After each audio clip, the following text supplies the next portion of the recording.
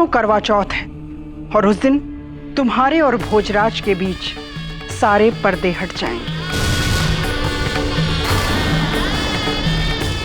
उस दिन तुम भोजराज को अपना पति मानकर उसे अपना चेहरा दिखाओगी।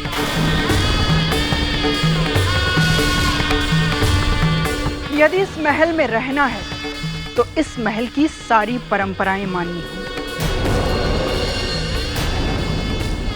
और हाँ, भोजराज की आदर्श पत्नी बनकर रहना होगा, समझी?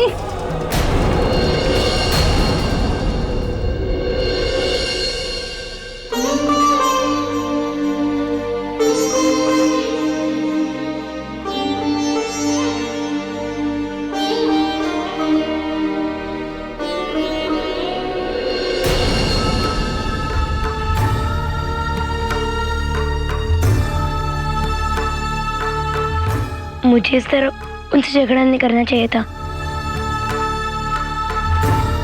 ना मैं उनसे रुकती और ना ही उन्हें इस तरह बाबू साहब के साथ मुझसे दूर भेज देती। मीरा, तुम चिंता मत करो, सब ठीक हो जाएगा। पर कैसे? मेरे कृष्ण के साथ होते हुए मैं अपने घूंघट आपके सामने कैसे उठा सकती हूँ? तुम्हें मेरे सामने अपना घूंघट उठाने की कोई जरूरत नहीं। पर सासू सा, उनकी चिंता तुम मत करो। करवा चौथ से पहले ही मैं महल से बाहर चला जाऊंगा और 2 दिन बाद लौट आऊंगा। ना मैं रहूंगा, ना ही तुम्हें मेरे लिए अपना व्रत रखना पड़ेगा। तुम अपने कृष्ण के लिए खुश होकर व्रत रख सकती हो और सारी रस्मों के साथ।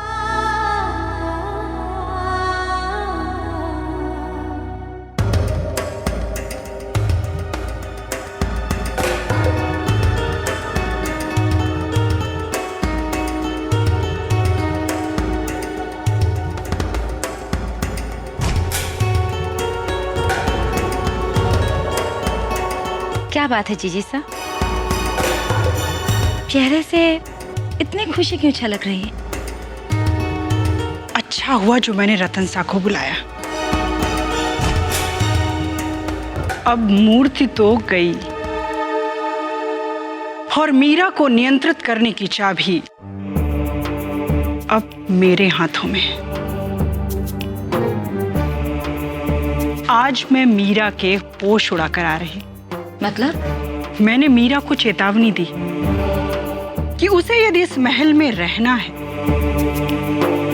तो उसे इस करवा चौथ की रात को भोजराज के सामने हमेशा हमेशा के लिए अपना घूंघट हटाना पड़ेगा।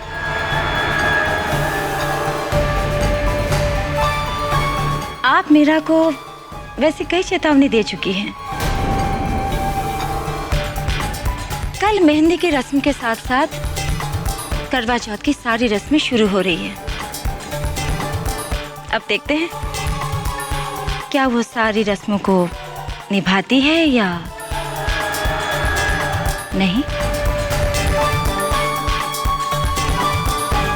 उसके पास अब कोई चारा ही नहीं। उसे भोजराज के लिए सारी रस्में निभानी ही पड़ेंगी।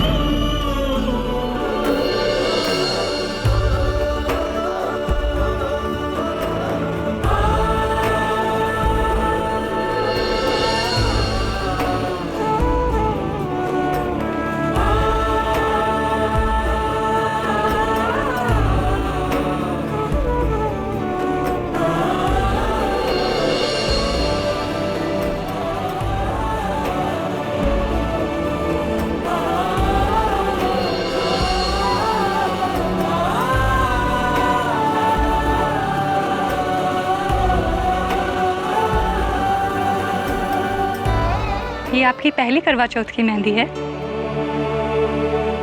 आपको पता है ना कि कल के दिन अपने पति से लड़ना झगड़ना नहीं होता।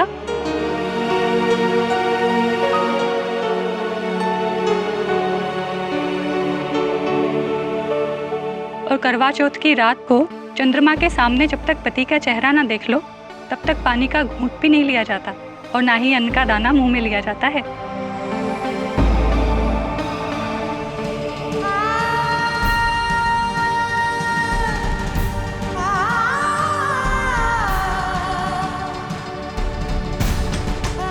ये लीजिए, हो गई आपकी मेहंदी। बस अब इसे अच्छे से सूखने दीजिएगा। बड़ी ही प्यारी लग रही है।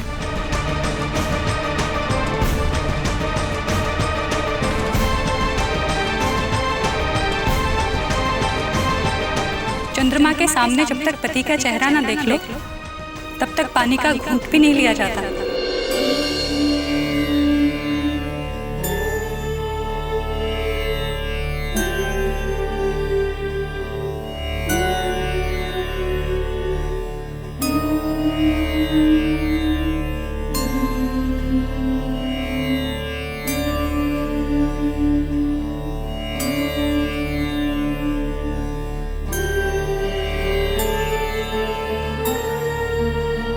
मैंने तय कर लिया है, मैं अपना व्रत तब तक नहीं तोड़ूंगी जब तक उनका चेहरा नहीं देख लेती। अब चाहे जो कुछ भी हो जाए, कल रात उन्हें मुझे दर्शन देने ही पड़ेंगे। पर मीरा वो नहीं कुंवर से मुझे कुछ नहीं सुनना।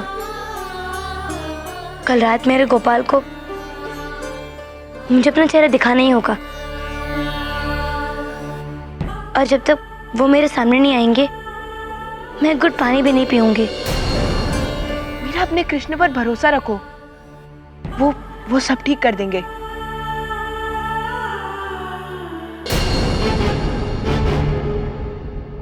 मैं चलता हूँ, लेकिन हाँ, किसी को बताना मत कि मैं करवा चौथ के बाद ही लौटूंगा।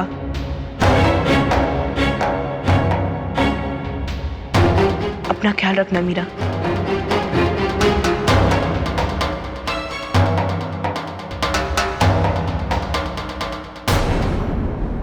जीजी सा, जीजी सा, जीजी सा, कहाँ हैं आप?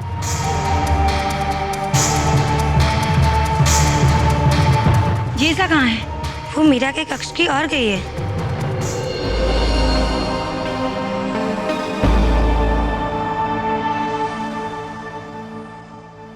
ये लो,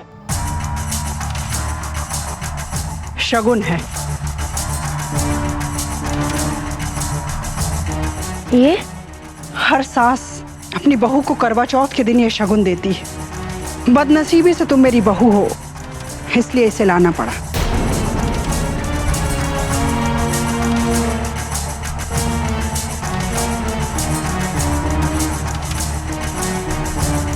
भोजराज कहाँ है?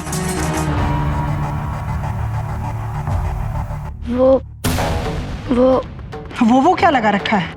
जल्दी बताओ। वैसे भी मेरा बेटा अब मुझे कुछ बताता कहाँ है। वो शिकार करने गए हैं, शाम तक वापस आ जाएंगे। झूठ क्यों बोल रही हो मीरा?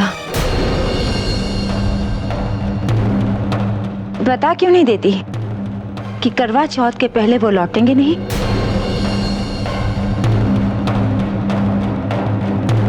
मैं यहीं से गुजर रही थी जीजी सा, मैंने मीरा और भोजराज की बातें सुनी।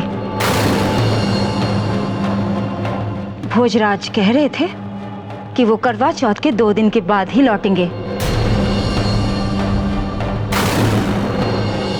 अपनी चिकनी चुपड़ी बातों में उलझाकर इसने भोजराज को मना लिया है ताकि इसे अपना घूंघट नहीं उठाना पड़े, है ना?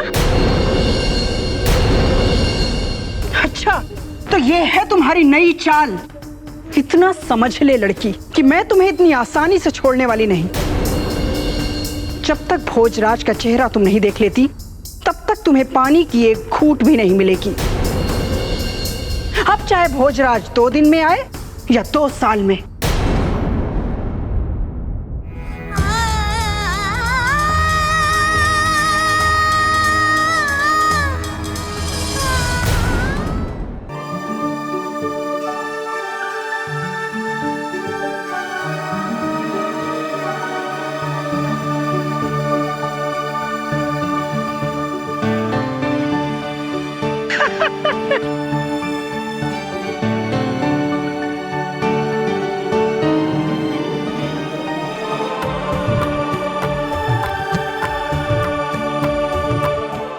राजमाता।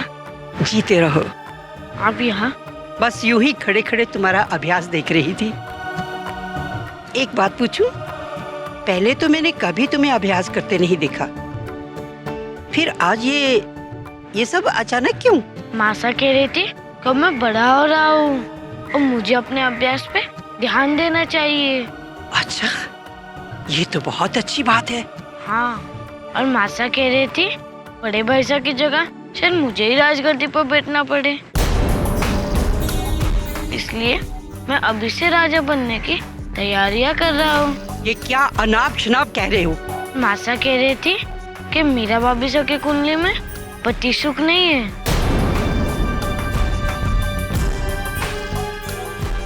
कहाँ है तुम्हारी माँ?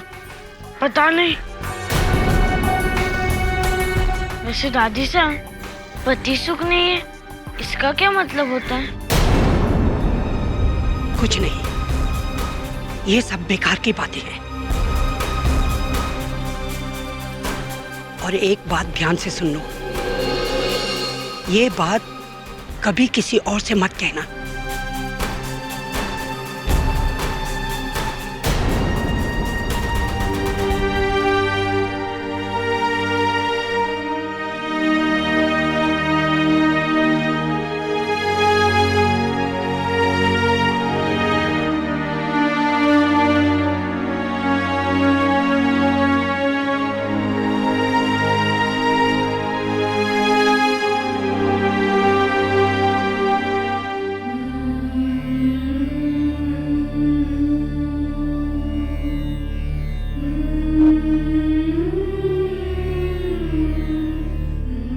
मैं तुम्हें मनाने की कोशिश नहीं कर रही, बस ये कहना चाह रही थी कि तुम कल रात चांद निकलते ही किसी भी तरह मुझे अपना चेहरा दिखा देना। बस एक बार मुझे अपने दर्शन दे देना।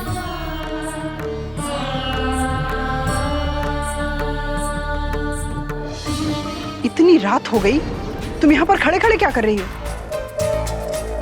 चलो जल्दी सो जाओ, सुबह सूर्योदय से पहले उठकर तैयार हो जाना। सरगी की रस्म है, और याद रहे यदि क्षण भर की भी देर हुई ना तो खैर नहीं। मैंने जानबूझकर भोजराज को बुलाने के लिए सैनिकों को नहीं भेजा। जब 3-4 दिन तक तुम्हें पानी नहीं मिलेगा ना, तब पता चलेगा।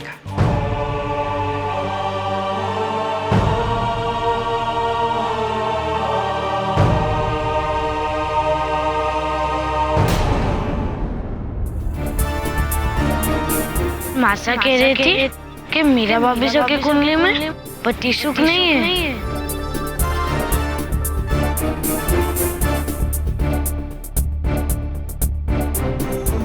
इसका मतलब मीरा से भोजराज की शादी भोजराज की मृत्यु का कारण बनेगी।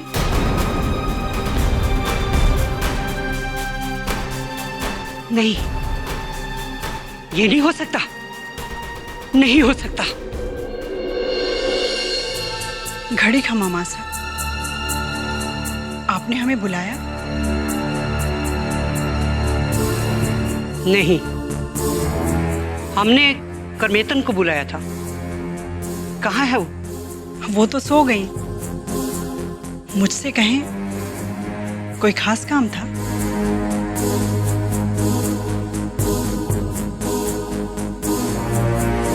सब ठीक तो है ना मासा?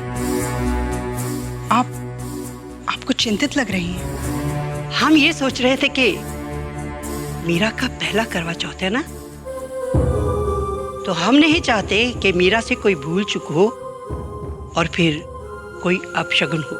आप चिंता न करें मासा, मैंने उसे सब समझा दिया है। ठीक है, बहुत देर हो गई है, अब जाकर सो जाओ।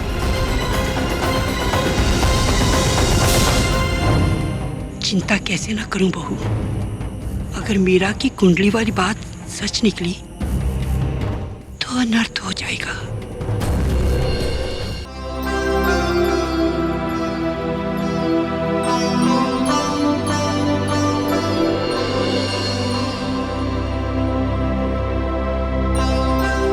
छोड़ अब मैं तैयार हो गई हूँ। कहाँ जा रही है मीरा? तुम्हारा श्रृंगार अभी ठीक से नहीं हुआ है। सासू से तुम्हें गुस्सा करेगी। मैं बस थोड़ी देर के लिए सोना चाहती हूँ। नहीं मीरा, तुम थोड़ी देर सोने देना नहीं था। मीरा, मीरा,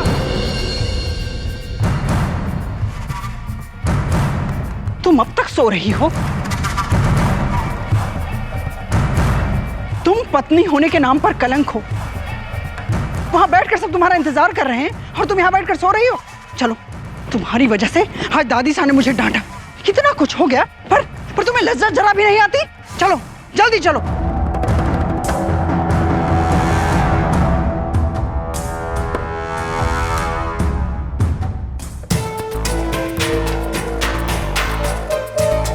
आपकी बहू को श्रृंगार करने की भी समझ नहीं क्या?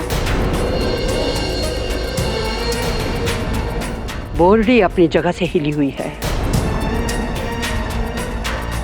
सिंदूर भी नहीं लगाया हुआ। करवा चौथ के दिन ये आप शगुन। माँ साहब, वो जल्दी में तैयार हुई इसलिए।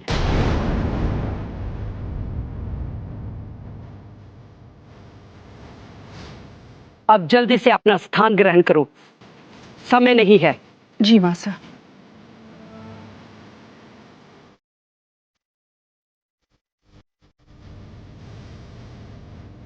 अब नई बहू के हाथ से सबको खीर परोसी जाएगी।